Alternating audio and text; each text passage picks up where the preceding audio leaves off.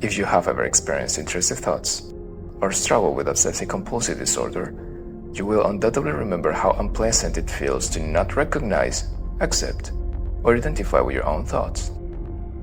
The truth is, humans are so complex that we often are divided in many ways.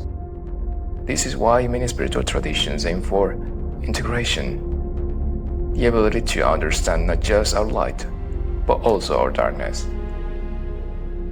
Integration means understanding that an unpleasant, involuntary thought might be a way for your subconscious mind to communicate with you about an unresolved conflict.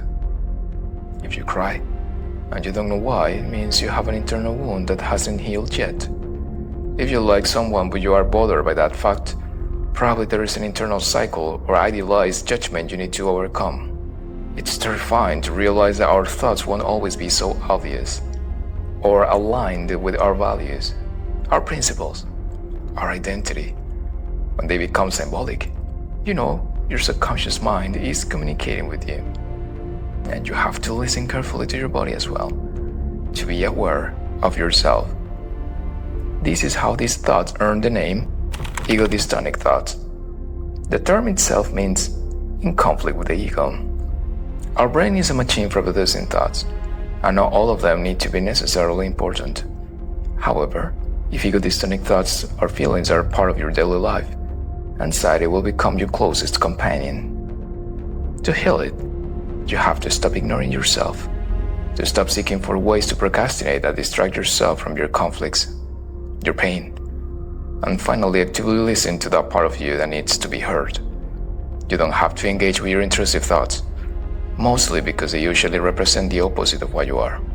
You just have to be aware of them instead of ignoring them, to recognize their presence instead of repressing their existence. Fundamentally, going deep into our mind is very uncomfortable, and you don't know what's going to happen once you open the Pandora's box. That's why a mental professional is highly advisable. Your mind is keeping those excruciating thoughts or feelings away from you, but that is a temporary band-aid to make you functional in the meantime. If you wait too long, these repressed thoughts or feelings can become psychosomatic. It means that it can transform into a disease or a physical symptom. So, the simple takeaway is take care of yourself and understand the paradox. The solution is not always found avoiding pain. Sometimes, healing is only found when you go through it.